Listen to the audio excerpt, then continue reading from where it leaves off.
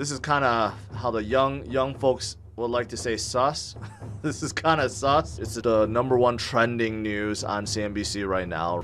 So the group that was tasked to look at the proof of reserves for the major exchanges out there, including Binance, Crypto.com, and KuCoin, Mazars Group, suspended all work, and then all the documents that they produced saying that, yeah, they audited, the proof of reserves is good.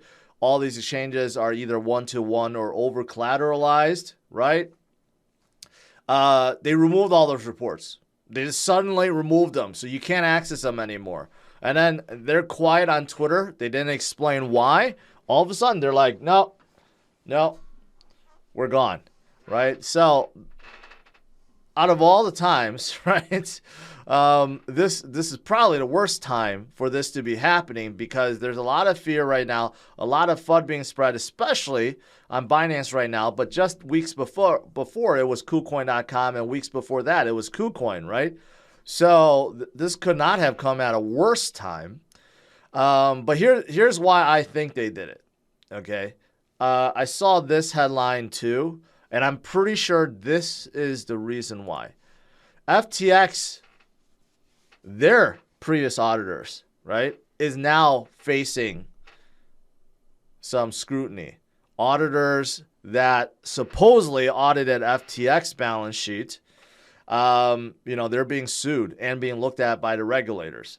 So I'm assuming that this group, Mazars, is probably fearing the same thing, fearing that maybe in the future, if something happens with one of these three exchanges, we're going to be held liable, and we don't want to be held liable. So that's probably why they pulled out. But they should have thought about this ahead of time, right?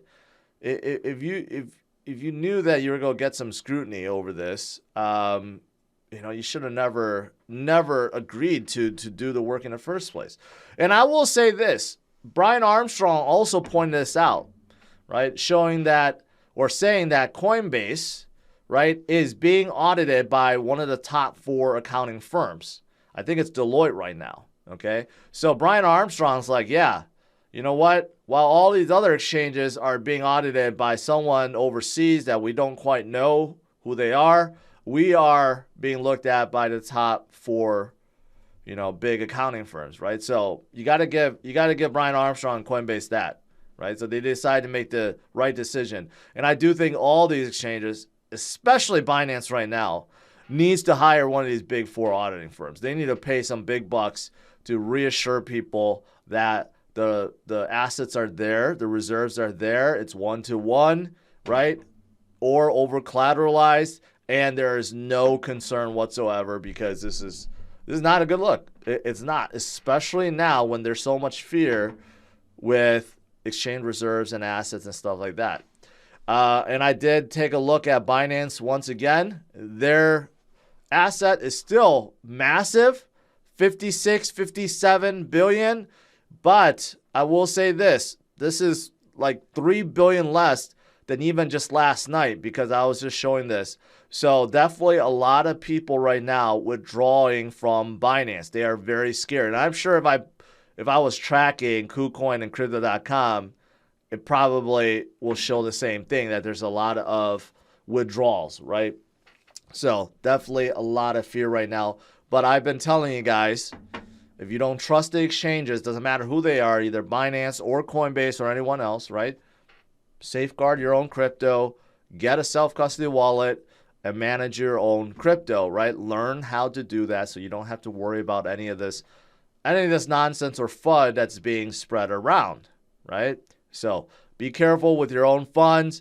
But yeah, this whole situation, this is just like real sus right now, okay? As the young kids would like to call it. All right, outside of this, what else is going on? Well, SBF filing another bail application. I showed you guys what the jail cell looks like, or the prison in the Bahamas, and there's only one, and it's not a place anyone wants to be in. It looks like a hellhole. So of course SBF is trying to get out of there. Right now he's still in in, I guess, quarantine in a health protocol where he's still staying, out of Gen Pop. But when he gets in there, he's supposed to be released to Gen Pop in like tomorrow. It's not going to be a fun ride. So we'll see what happens here. Most likely he's going to be denied bail, just like the first judge. And plus, the Bahamas wants to set an example of him now, right? Because they took a big black eye because how involved SBF was with the authorities, with real estate, with everything. So most likely they're not going to give him bail. But Bernie Madoff's lawyer said that, yeah, SBF is going to face many, many years in prison. Each count of fraud that he's facing gets a maximum of 20 years. And if you add them all together, we're talking about multiple lifetime sentences.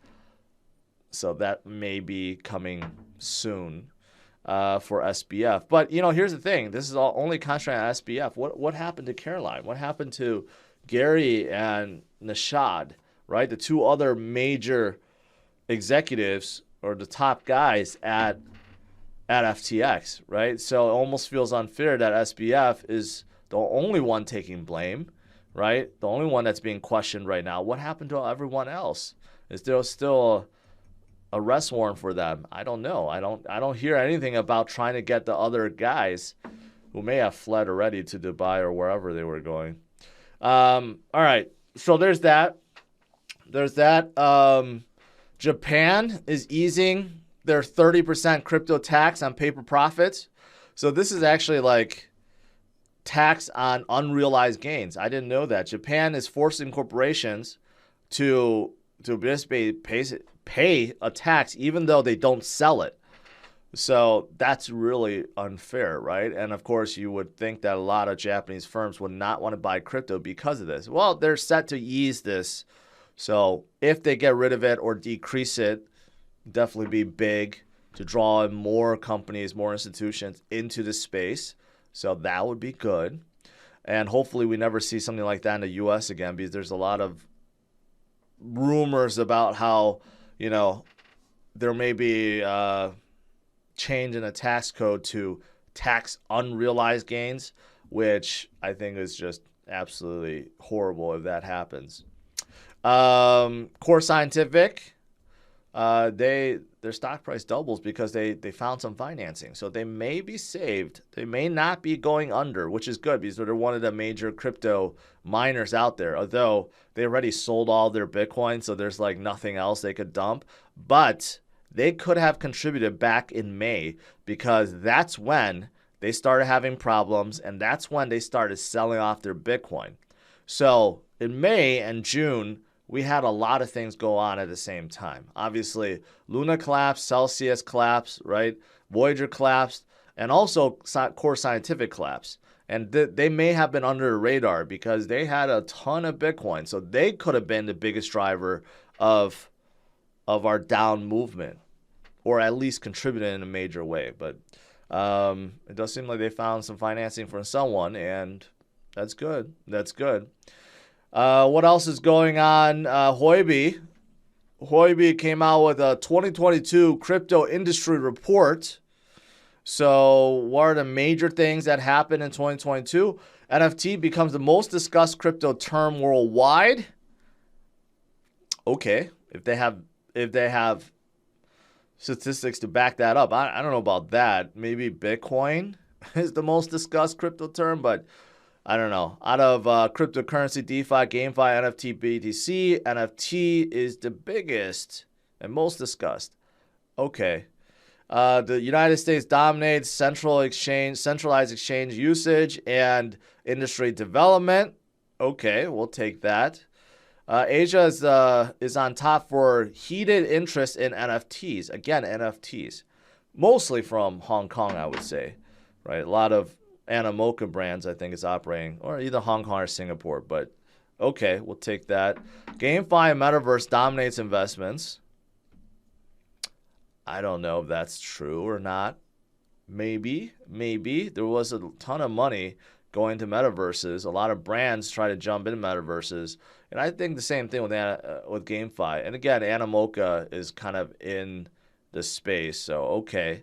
Over 100 regulations have been issued for the crypto industry. Well, that seems light. That seems low. It seems like worldwide there would be a lot more, right? But there'll probably be more coming for sure. For sure. All right. And then the last few things. What else is there? It's not crypto news, but I know you guys love Elon. So Elon just suspended all these accounts, and people are questioning whether or not he's serious about that free speech narrative that he's been pushing, right? So first, Elon suspends the guy who's been tracking his private jet. He's been trying to work with the guy for a long time, trying to get him to stop, try to even bribe him to pay him, right? And the guy's like, no. So he all of a sudden suspended his account. And then he suspended like 6 other reporters that reported that guy or wrote a story about that guy, who also had a link to his page, which happened to have the link to the private jet tracker, right? And they were all suspended. And then Elon had Twitter spaces about this, and some of them actually got back in through some back hole or loophole or something and asked Elon directly what's going on. And basically he said, if you dox me, if you somehow report anything about me or my family, right, you get suspended, end the story. That's it. It has nothing to do with if you're a journalist or not, right? So all of a sudden, we did get a lot of people just suspended. And this is spurred from the fact that recently Elon said that someone tracked a car that was carrying his son, thinking that he was in that car.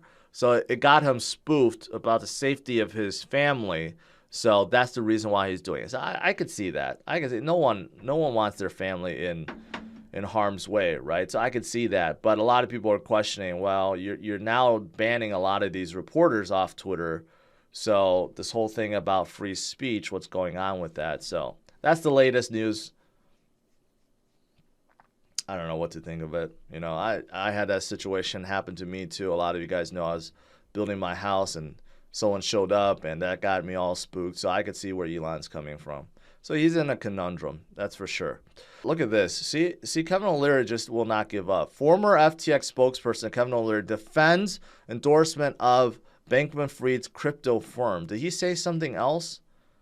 I guess he did again.